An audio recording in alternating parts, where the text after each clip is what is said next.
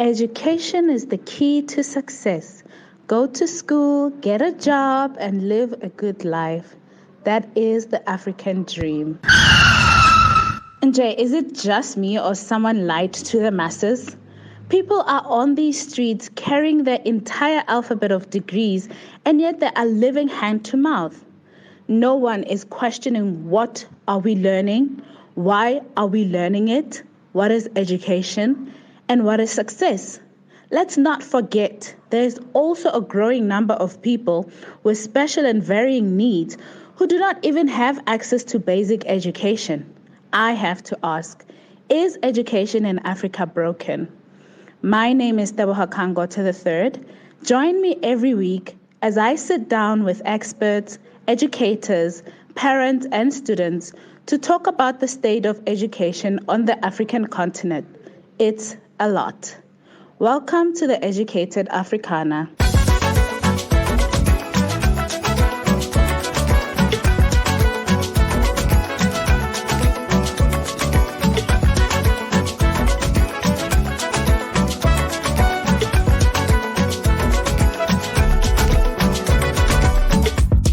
Today we are tackling a bit of a sensitive issue, as many would like to say, but something that really needs to be spoken about. We are talking student mental health. I have with me Chisha and Sandra, who have some amazing and informative information on student mental health. Yes, student mental health. And Catherine will be joining us in a little bit, and we'll just, introduce her when she comes in. Right. We're just going to jump in, ladies. We've all said our highs and how are yous. And after a long day of work, we're just going to jump in and have this necessary conversation that is not so easy to have. Now, Chisha, I'm going to start with you and just ask what your personal experience. I know we were talking just now about generalized anxiety and a diagnosis that you have. How did you come about realizing that this is something that's all happening to you? How did you get diagnosed? So if you can just share a little bit about that. Sure. Hi, everyone. I think with regards to my GAD, generalized anxiety disorder, I was going through a time, I think from uni, when I realized that a lot of things would heighten my anxiety levels.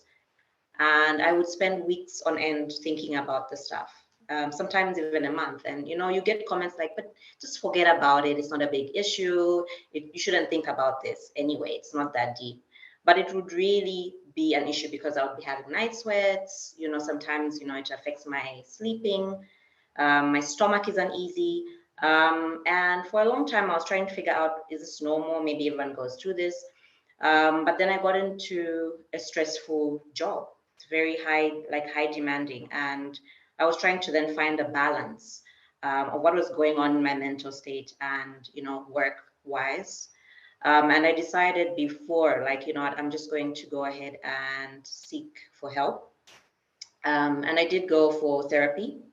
And of course, I had no idea what it was because it's not like anyone had talked to me about it, or we had a certain, notion to this actually being an issue. I thought it was normal.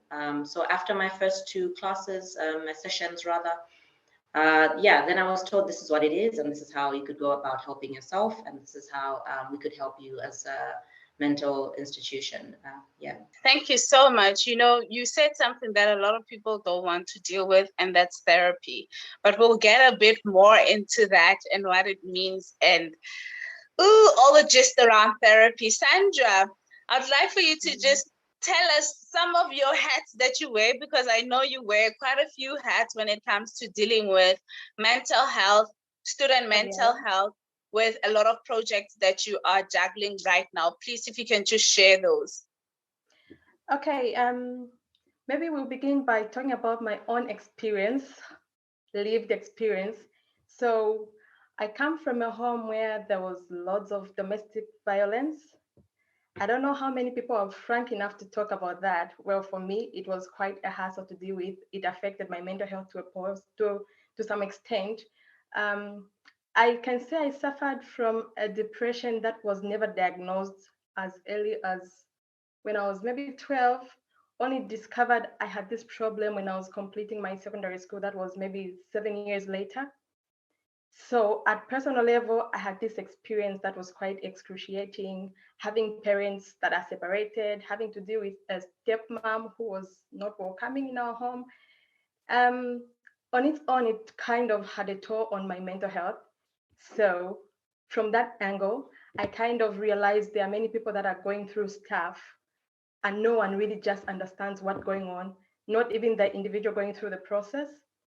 So away from that, I knew I needed to find a way to help other people who could be going through what I went through without realizing it was a mental health situation. With time, I lost a brother who had a mental health problem, so to say. He was murdered. We didn't understand what led to that. I also got inspiration to say it's possible someone can actually lose their lives if we don't deal with the real issues that are underlying their physical complaints. Sometimes they'll be isolated. Sometimes they'll just stop engaging in all the things they used to enjoy at the time. You never know what exactly could be causing that. It's only after I went through my training as a mental health nurse, only then did I realize there's a lot of work that needs to be done as regards as mental health awareness and sensitization is concerned. From there, I got inspiration, established the NGO Michelo Mental Care, which I earlier alluded to as having this core purpose of simply promoting mental health, as well as taking away the myths that are attached to the mental health that people may actually be suffering from. So, away from being the founder and the director for Michelo Mental Care, I am an international youth parliament ambassador to Zambia. I represent the mental health fraternity as well.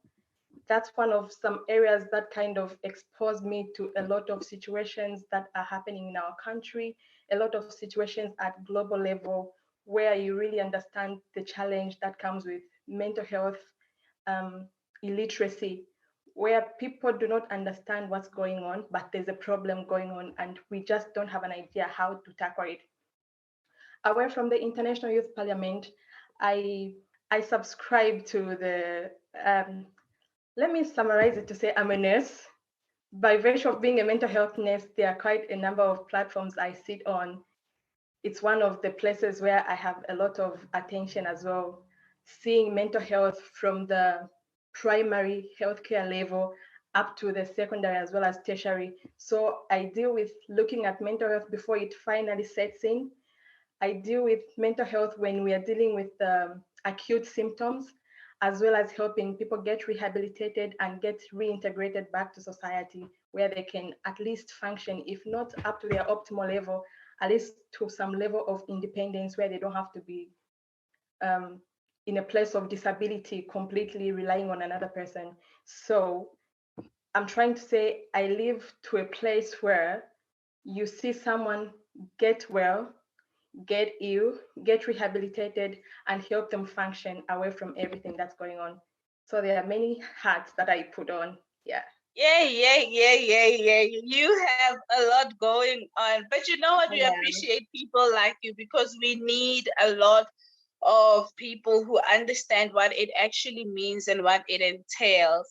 I'm just going to go back to Chisha, and I want to dive in a bit more on the therapy part. I know there are many common mental health challenges that students face, and you mentioned that you started noticing or feeling overwhelmed with the job that you do, and I'd assume also maybe towards the job that you are busy with, maybe in uni while you're a student. What are the common mental health challenges that you have picked up? Maybe with your peers or colleagues who are students. Students are, it's a range of age. Yeah. What are the common mental health challenges? Okay, so I think I'll start with when I was still in uni. I think it was my last semester, and I knew, like, I need to go home because I wasn't based in Zambia at the time. I was in South Africa. I was done and I knew I was having this breakdown, which I didn't fully understand what was going on. And it was the last 2 weeks of exams. And I reached up to one of our lecturers to say, look, I don't think I'm going to study. I'm not going to lie to you. I'm not going to study to my best ability. I'm not able to do that at the time. Because at that time also I was going through a lot of issues. So home-wise, personally-wise, family-wise, and they had an impact on me. The major issue I had at that point was I had reached out to someone I felt I could trust, or someone who could then direct me to get help. But I felt more of a dismissal of, okay, you know what we're going to do? We're going to just give you a pass on this unit at this course. Then you will graduate, so you can just go home and figure yourself out because you seem to be going through a lot. So essentially that was the first for me. I did try to go to the school counselor and it didn't work as well. It was more like a textbook, arrangement. Say, how are you feeling? And it didn't fit me and what I was going through. So I just said, okay, moving on. I graduated, I came back home. And yeah, I think I still got a lot of feedback. I was shocked about it. And actually today I was trying to post something on LinkedIn around the fun stuff about, sharing your mental situation with people and the feedback you actually get. So one of the things I've noticed is once you're open enough to say, look, this is what I'm going through, and you're actually reaching out for help, because the reason I am sharing the story is, I need someone to help me. And most times people don't know where to go. You get feedback like you'll be okay, it's not that deep, etc. And also, should God forbid you're not feeling well, like this recently happened to me that I wasn't feeling well, and I was pretty much told, and it had nothing to do with my anxiety, by the way, just migraine issues. And I was told, oh, does this have to do with your anxiety? So also it becomes like, are you mocking me? Are you trying to help me? So there's been that feedback as well. So it's been quite difficult to get peers to understand. And even when you do reach out to the people who, in my uni situation, this is a lecturer who is dealing with multiple students who might not all be at the same level mentally. They might all be going through different things. The idea then would be that this lecturer should be able to identify even small little, bits of anxiety or anything, and then redirect you to where you need to go. But that for me didn't happen. Yeah, I picked up so many things that I think it draws me into now putting it into context, especially as Africans, and the stigma that lies around mental health challenges, whether it be for students or just everyday people, adults, whoever that's not in school and getting an education, university, whatever it may be. I know when growing up, people who would be diagnosed with depression and anxiety, it was somewhat of a mockery to them. In a home, you'll find they're struggling, they're at home or they're in their bedroom or whatever, and people will be like, "Oh, depression," becomes even their name.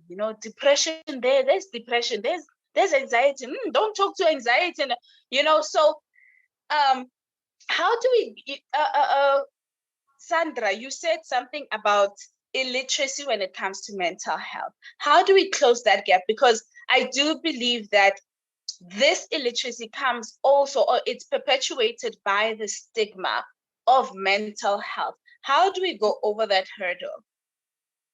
Sandra. It's a big milestone we have to achieve, but we have no two ways about it. We just have to get to a point where people should be free to talk about their mental health problems. Any minute someone will say, I have malaria, I have hypertension, but nobody wants to own up when they have mental health problems. So if we are to really deal with that gap, that hurdle, it should start with self-acceptance, self-awareness. You, the person going through stuff, validate your feelings, because like Chisha said, it's possible you may seek help from someone and they will not just understand what you're going through. So be the one to validate yourself. Your feelings are valid. No one will take away that thing from you. The moment you know what you're going through is a problem, whether people accept it or not, you take it upon yourself to find ways to deal with it better. I remember getting to feel worse after I sought for help at some point. I said, I have something on my throat. This is me at the clinic, a government clinic, reporting my symptoms of depression. I had what we call medically hystericus globus, where you feel a lump on your throat throughout. Whatever you do doesn't go away. I reported my symptom, and the clinician says, you're just pregnant. We know how you teenage girls behave. I was crushed.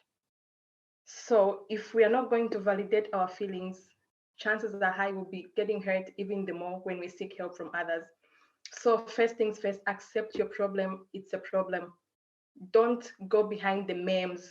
Don't go behind making jokes. If you are not well, you're not well, accept it, and that's final. Secondly, when you seek help and you don't feel helped, that's not the end. Whenever there's a closed door somewhere around, there should be a floodgate. Use the floodgate, seek the help. Just because one person let you down may not mean no one else will listen.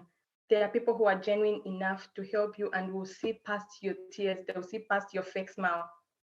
Many times we don't know where this right person will be, but it's about having a right platform. We have counselors, we have all these bloggers on social media who may genuinely look out for anyone who needs help. If we are to deal with mental health, stigma, illiteracy, let's look for the right people who may help. I know there are many people who are really willing to offer the counseling here and there. Of course, some are not professional, but if they are willing, let's get it from there. It may make a big difference. Secondly, community awareness and sensitization. It's everyone's business. The media should be there to support this cause. As bloggers, we should be there to support the cause. As individuals in our workplaces, in our schools, in our homes, starting from home, let the children know it's okay to not be okay. Once a child understands that when they go out, they face something that is quite devastating or humiliating, they'll come back to mommy, they'll come back to daddy. I had this challenge, and they'll talk about it within the family circles. Things will start making sense. As long as we don't talk about it at home, it won't be spoken in public, and that will be a problem. So the best therapy we can have for this illiteracy, let's start by sensitizing our homes. From the homes, in our workplaces. In the workplaces, it will go on social media. Everyone will come to know about it, and it will be easy to deal with it. Otherwise, it's not an easy task at the moment. We have a lot of gaps to fill in. We have a lot of advocacy to achieve. I'm positive we are making strides as a country. We are making strides at global level, but we could do better, really. Yeah, that's true. You know, it's time to stop with the comment of boys don't cry and things like that, or of that line, or of that nature, rather. If I can throw this back to you, and I would like for Chisha to share her experience after you explain this, is initially when you were talking about what you do and what it involves, you spoke about symptoms, and it sounded like there are different types of symptoms that could present themselves with a person who is having mental health problems. So you said something about acute symptoms. Please explain to us who don't know the proper English, make it simple so that my people who are listening will understand what are these symptoms and what to look out for. We might help a family member, a friend, a colleague. What are the symptoms? Okay, like you said, clinical pictures are quite unique. They are peculiar from person to person, and not one person will present exactly as the other one. That is just a disclaimer. What I'm feeling today when I'm depressed may not be what another person is feeling. Generally, we have what we call typical and atypical signs and symptoms, meaning some things will be what is expected. For example, if I'm hurt or if I'm depressed, maybe you may expect me to lose my appetite. That's a typical symptom. We may have the atypical ones where you have excessive appetite. So generally, the presentation may vary from typical to atypical. But if we are to talk about the real presentation of mental health, it will vary depending on the diagnosis we are dealing with. A diagnosis like depression, we expect someone losing interest in the issues or in the activities they once were having fun in. That's what we may call anhedonia. Sometimes they may lose the interest to socialize. They may take away all the interest in talking to people, the apathy part of it. Sometimes they'll present with insomnia. This insomnia may be terminal or initial. Initial, where the whole night you just stay awake. Terminal, where you sleep maybe at midnight you are awake, at 3 you sleep, at 4 you are awake, where you have this break here and there. Sometimes it will be because you are thinking, other times it's because the brain can't just rest. So that's for a fairly common depression episode. For anxiety, you'll find someone panicking, they may have palpitations, they may have lumps on their throat. Sometimes they may be excessively sweating. Sometimes they may be obsessed about a fear or a certain concern that even if you try to talk them out, they'll still be obsessed about it. Sometimes they'll just have all these negative thoughts about themselves. We have anxiety that comes from having a negative body image. They'll be so obsessed about their weight. They'll be so obsessed about their body shape. They'll be so obsessed about how they speak. How do I appear in front of a crowd? How do I speak when I have this podium ahead of me? It's all these small things which may appear okay, but they're a bit exaggerated in anxiety. So unlike in depression, where the symptoms may actually look like negative, in anxiety, they may be the normal experiences of everyday life, but they're a bit exaggerated. Not because someone wants to exaggerate, but because they're exaggerated. Of course, common sense would be like, that girl is just hysterical, she's an attention seeker. The real feeling is that girl is having anxiety and it could be worse. So deal with it, unlike judging them to say they're hysterical, they're attention seekers. It's true, some people will be attention seekers, but what if they're not actually seeking attention, they're seeking help from you? So that's the anxiety part of the symptoms. Those are quite acute in that it's things you can see are going wrong at the time. We have mental illness that may present in form of a psychosis. A psychosis meaning things go wrong within you, you lose your perception to reality, you start perceiving things wrongly.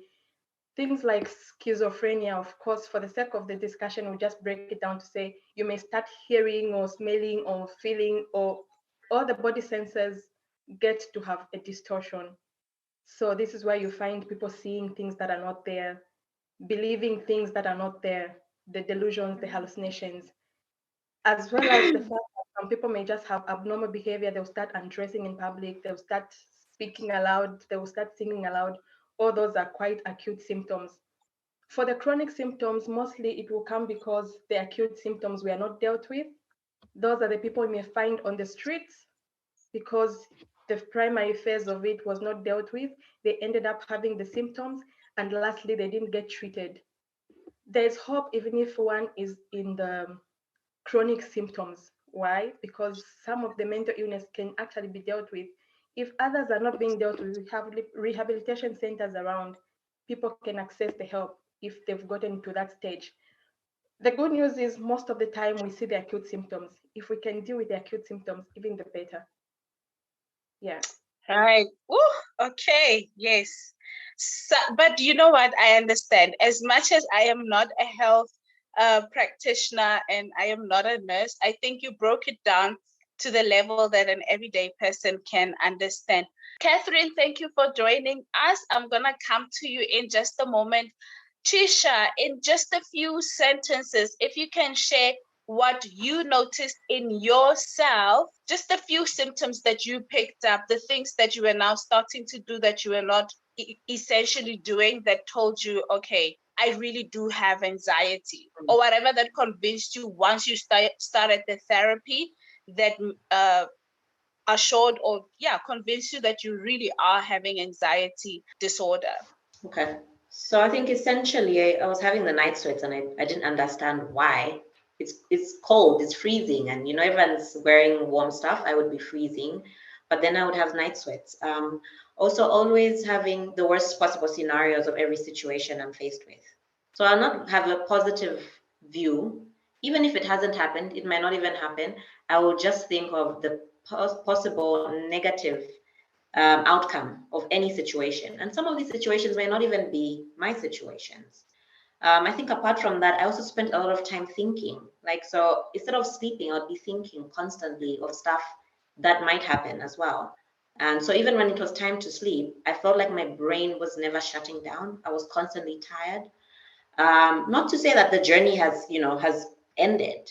I'm still going through that sometimes, but I am able to identify to say this is because of this, and how do I shut it down, and what can I do to help me battle that. I think those were the main things that really did come out as my issues. Right. You. Okay. I just thought of something, but before I even go to that other something, Catherine, hi, welcome. We are happy to have you. Are you there? Can you hear me? I can get you. Thank you. Yes, Catherine, I know you're an educator, right? So I want you to tell us your experience. If you can tell us the age of students that you deal with, and how you've had an experience with mental health in your students. Have you ever been in a situation where you pick out a few things that are out of character, and what happened then? How did it affect your role as a teacher? As an educator, I deal with children from 6 years old to 12. So my experience has been for the kids like 6 years old, you'd find that they come to school, maybe they're moody, you'd experience mood swings in this child where they don't feel like learning on that particular day, they don't feel like doing anything. You'd find that even the handwriting changes, they just do things out of this world. Like you tend to question to say, what am I doing wrong? And what can I do to really help this child? So understanding a child like that, when I notice to say they're in this mood today, I look for activities that can interest them instead of forcing the things that I have to do that are on the timetable on that particular day. Then in older kids, you find that maybe 12 years old, they portray behavior, misbehaving in school. You'd find that they don't listen to anybody, they bully their friends, they have lost interest in any activity. You'd find that even maybe the co-curricular activities where you would expect them to participate, they don't feel like participating. You'd find that they'll co-op, you give them, for example, a role, you're having maybe a school concert, you're expecting them to participate. At that particular, they can back off. It's a challenge when it comes to teaching kids where you notice they've got some behavior disorders. You'd find that they bully their friends in school. They don't feel like sitting in school. Their attention is constantly disturbed all the time. So you really have to be there, give them different activities that may be of interest to them for you to help them to learn better. But it has been a challenge dealing with kids with mental disorders or mental challenges. At some point, I dealt with kids with autism. You'd find that they just can't sit in one place. They can't do anything. So you really have to know the activities that are suitable for those kids. Like, you know, just pay attention to one task. So it has been a challenge dealing with kids who are facing some mental challenges. But it's a good journey where you just put in your heart to help these kids learn in a better way possible. Yeah, no, thank you. I am happy to have heard that, you know, it's the teaching that gets adjusted and the approach to the students' learning that gets changed as to having the child conform to the environment. Because I believe we are past a stage where, or a time where you just had to do what you are told, and that's that. Our education needs to move forward and somehow cater to these children in the best way possible. Now, I don't know who will be able to share on this next question. Anyone can jump in. Where do we think mental health issues stem from? Is it everyone has some sort of mental health issues? They are at a different degree for everyone, or is it from traumatic experiences? Is it genetical? Where does it come from? I think for me, I think it varies for people. Some people have, it's genetic. Some people have traumatic experiences that alter their, their mental state. I think that's where I fall into that bracket. And yeah, I think it really varies from person to person. I don't know, Sandra, if that's what it is. Thank you, Chisha, for adding on that. Sandra, before you answer the professional side, I want you to base it on your brother's experience, because you spoke a little bit about your brother and how you unfortunately lost him to mental illness. So mental health issues. So if you can base that response onto that. Okay, so from my family point of view, my brother's incident was not so different from what many viewers here would be going through and their families and other community members. My own situation, I would say my brother's case was purely psychological. He had a traumatic experience as a student. He was learning and coming from a broken home. We had it rough to transition into sober beings afterwards. The transition happened when he was in college, and it wasn't easy for him to handle because he was quite more elderly than some of us who were quite young and at the mercy of our caregivers at that time. He was trying to be an adult, to be there for mom. It was so much for him as a young adult to be there for mom as well as be there for us, the younger siblings. So the stress from studies, the stress trying to meet the grades, then come home, you have this broken family where things are quite hard. It's a less privileged family. It was quite hard for him based on the psychological aspect. Of course, he lost touch with most of his friends. He lost touch with almost all the avenues that could offer help. So if we had to find out what really happened with him, it was purely psychological if I look back using the lenses of a nurse. But if I'm to really be abstract and open in a general view, what causes the mental health problems, we classify them in what we call a biopsychosocial triad, meaning there's an interplay of biological, psychological, and social factors. Sometimes it may entirely be physical, sometimes it may entirely be psychological, as in my brother's case, and at other times it can be social. In the worst case scenario, you may have all the three areas interplaying in one person. Biological, I'll give an example of maybe you have a brain injury. This brain injury affects a part of the brain that is supposed to help you in perceiving reality. That predisposes you. Next minute, you have this traumatic experience, maybe a divorce, maybe a loss of a loved one.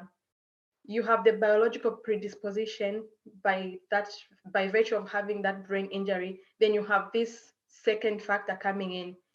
The chances of you falling into a mental illness are very high because you have all these predisposing factors at play in your life. So sometimes the biological factors may come in and they'll clear. If it's an infection, you have an STI, you have it cleared. In future, because the infection really wasn't treated as it was supposed to, end up using substances, that infection had infected a certain part of the brain, your mental illness pops in. Sometimes you have HIV, you don't treat it as it should, the virus ends up affecting your brain. Today you have a devastating situation, it just comes in one place. So it's not one factor all the time. It may be one factor that predisposed you and you led a normal life until another factor triggered the symptoms. Yeah, so it's possible you may be okay biologically, you may be okay socially, but psychologically you have a heartbreak that can trigger you to have the symptoms. In summary, it's everything we go through, the life experiences, our physical makeup, the brain chemicals, our habits, the social habits, including the addictions, smoking, abusing alcohol. All these may have an impact as single factors or as an interplay of all these factors. I don't know if it's Chisha or you who talked about everyone has a percentage. It just varies. I don't know how I was best I can asking if take that care of that. could be the root. Yeah. Yeah. So from a professional aspect, we look at mental health as a continuum. There's one extreme end, you are mentally health, the other extreme end, you are mentally ill. If today you disappoint me, I'm heartbroken, I may swing anywhere. along this continuum. So not necessarily that everyone has a percentage, but we can say there's no immunization against mental illness. Anytime you can swing from normality to abnormality. What matters though are the factors that are inherent, e.g., a person's mental power, how you handle stress, sometimes your support network, sometimes how you perceive a threat. All these are the factors that differentiate, okay, this person's normality is quite firm. This person went through divorce, they came out fair enough. The other person went through divorce, they ended up in Chainama Hospital. It's because of the different strengths that we have. The strength may be intrinsic, the strengths may be extrinsic. So depending on what is around you, same stressor may be dealt with differently. Not that we have different levels of normality, but now we swing anytime, anywhere along the continuum. From mental health to mental illness, you can fall at any point, anywhere. That just became scary, but it's so true. It became so scary, but it's so true. It's so true, yeah. Because even myself, with the stress of work, of life, of, just being, you can feel days where you are a bit lower than you're supposed to be, or the way that you remember yourself to be. Catherine, have you ever had an experience with students where it just got out of control, a student had to be removed or had to be medicated, or is it like situations where you are able to deal with the child as long as you adjust your teaching? Okay, thank you.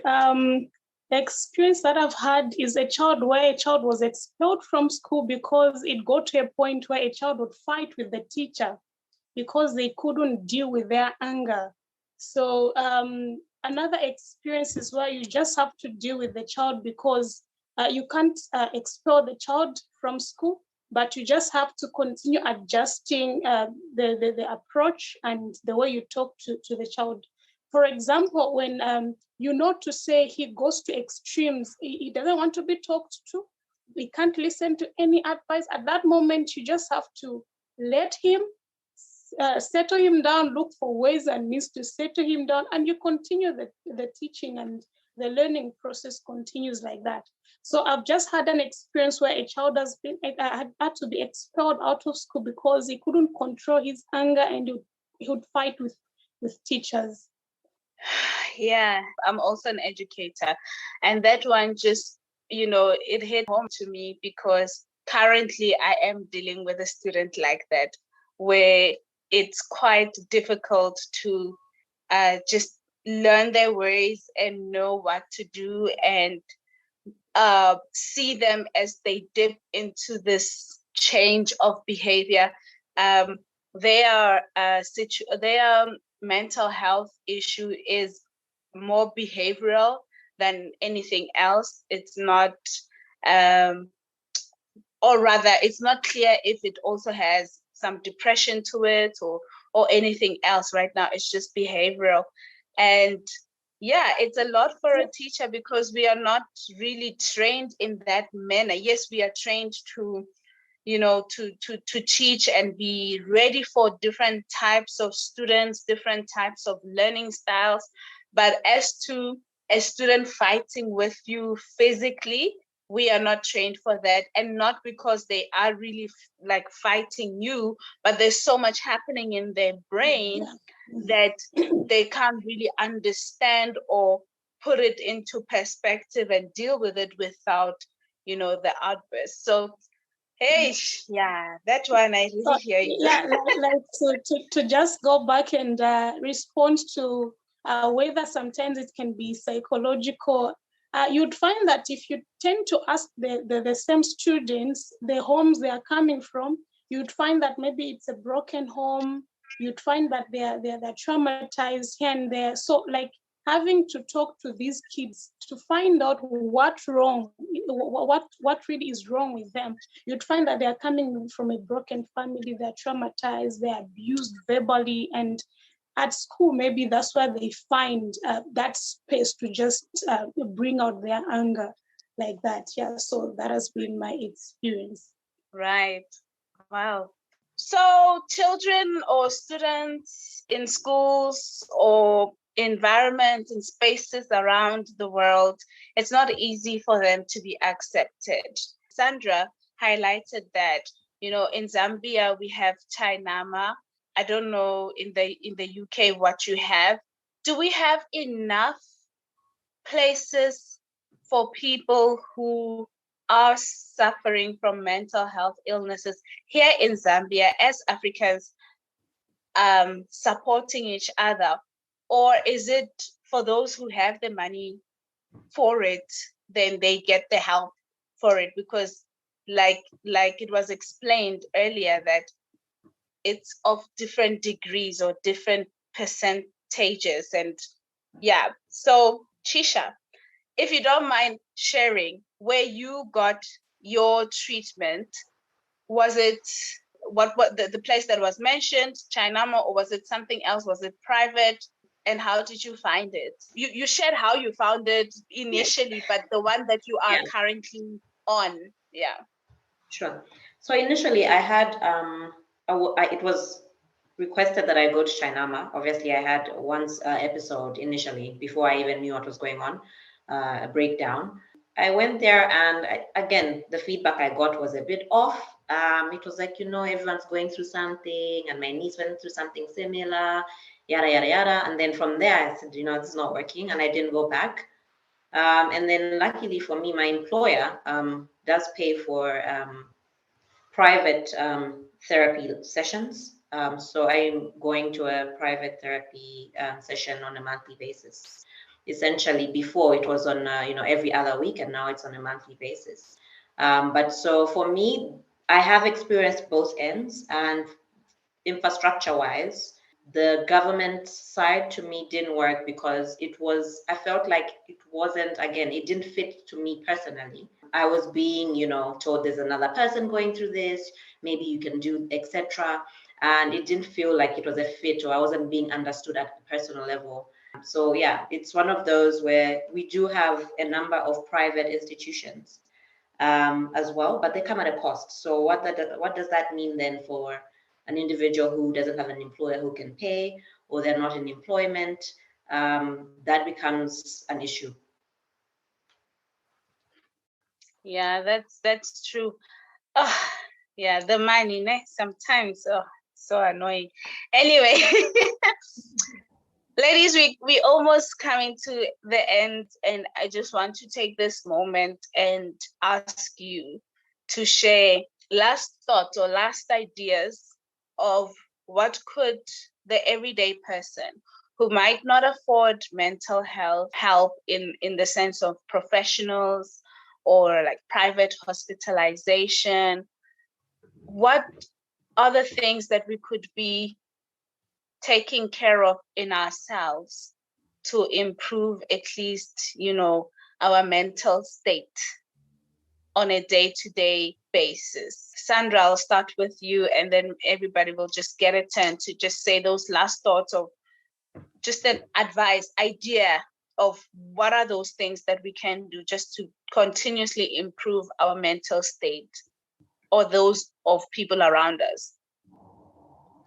Thanks for that. Maybe we should appreciate that what works for one person may not work for the next. I may just try to highlight what I've seen work for many of the people I've dealt with, and what I keep encouraging. It may not always be a one shoe fits all arrangement. So if we are to accept that mental health, mostly the ones that we are able to see are a result of stress, meaning stress is going to be the first thing we have to deal with. Depression will have its stem from stress. Almost everything wrong that we will see in a student, everything wrong that we'll see in someone throwing a tantrum, it will be because they are stressed in one way or the other. So dealing with stress will be of paramount help to any person. How do we deal with stress in the first place? Accept who you are. Much of the stress comes because you want to be like the other person. Accept who you are. If you're not okay, if you're not strong enough at that time, if you're broken at that time, that's you. And no other person should look like you, and not you should feel like another person. Know who you are, accept who you are. if you are a student, you are in school, you see your friends coming with an iPhone 13 Pro Max, and your parents can only afford an itel, deal with an itel, that's what you can manage at that time. You don't need the stress of trying to beat the standards. If you are a student failing to manage your time, prioritize your studies. If you fail to manage your studies, chances are high you may be stressed, and that's a recipe for mental illness. So instead of you watching Big Brother Africa when your mates are watching Big Brother, set time for yourself. If you are a slow learner, accept who you are, know yourself.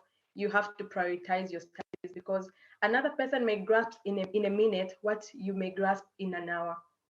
So while you know yourself, prioritize your needs very well. Be wise in the process. Just because you are socially disadvantaged, you come from a home where you can't afford internet connection, doesn't mean you should waste your money on buying the latest Brazilian hair on the market. You will find that when you graduate, you'll find that when you're done dealing with everything else. So focus, prioritize your needs, prioritize your stress. Your friends are dealing with sugar daddies. You also want to deal with the sugar daddy and the wife that's hunting for you. That's stress, unnecessary pressure on yourself. If you can, stay away from relationships if you can't find them while you are studying. If you can, stay away from unhealthy relationships if you can't find them while you're working. In whatever you're doing, set your priorities right. What is not worth fighting for, it's not worth fighting for. It will just cost your mental health for nothing, and you could do without that. Yeah, So no. accept where you are. Accept who you are. That's it. Catherine. Okay. Whatever, I appreciate whatever Sandra said, because I feel like I can tell a young child to think like that at a young age. If you start thinking like that, I think you grow up an adult who is responsible for a person. You take care of you. So for me, I would start teaching children to know themselves at their young age, to know their emotions and how to deal with them. Like I do every day. When I notice to say a child is in a mood, a negative mood, I would tell them to say, oh, you're feeling like this. This is what you have to do if you're feeling like this. So I have to tell them it's not the end of the world. When you feel like this, the world has to go on. Even as much as you feel low, you feel you're feeling bad today, you feel like not doing this today. So the world has to continue. It's still a beautiful place. It's still a beautiful world. I think, Chisha, for you, you bring a very different perspective, because this is what you go through. This is what you do each and every day. So if you can just share what it is that you do on a day-to-day to just keep yourself in check, you know? Sure. I think for me now, I'm spending a lot of time talking about what I'm going through. So I decided this year, okay, I'm going to go on LinkedIn and post about, this is what I'm going through. And I know there's someone out there going through similar. And I did get some people in my inbox saying, look, I think I have this issue. I just don't know what to do with it. So apart from me identifying who I am and what I'm going through and managing the journey, it's also been about helping the next person. I've taken a lot of time to either take the weekend off if I'm feeling overcharged and I just need to, reset. So that means me being at home, watching TV, spending time with my daughter, spending time with people that I feel, I love, and they're always there for me, like my sister. Apart from that, also just knowing when to tone down with regards to any assignment. Started my master's, it was a bit crazy initially. Then I got into a promotion. I told myself, okay, I'm going to hold on my master's for this semester and then pick it up when I feel more comfortable in my role. So identifying that it's okay to say, let me hold on this because I'm feeling overwhelmed. And also spending time being kind to people. Because you always assume, it's the small things. I don't know what the next person is going through. How are you doing? How's your day going? And just hearing them out. I've realized that sometimes I would be having a bad day and someone would have done that to me. So there's nothing stopping me from doing it to the next person because they might be going through a similar situation. Yeah, no. And that, our beautiful listeners, is some beautiful gems, worthy gems for you to use. And I think I will say to everyone that is listening or that will be listening and watching, You are the only version there is of you out there in the world, and therefore only you can take care of you. So be the best version. I am Doha Kangwata III, and this was the Educated Africana. Thank you and bye. Be part of the solution. Talking is not enough. We need action. So I am challenging you today. What are you going to do about what you just heard? Tell us all about it on social media. Tag at Africana Women or hashtag Educated Africana. The Educated Africana is part of the Africana Women Podcast Network. Subscribe, review, and share this episode to help us keep the conversation going. You can also follow us on LinkedIn, Twitter, and Instagram at Africana Woman or hashtag Educated Africana. Catch you next week.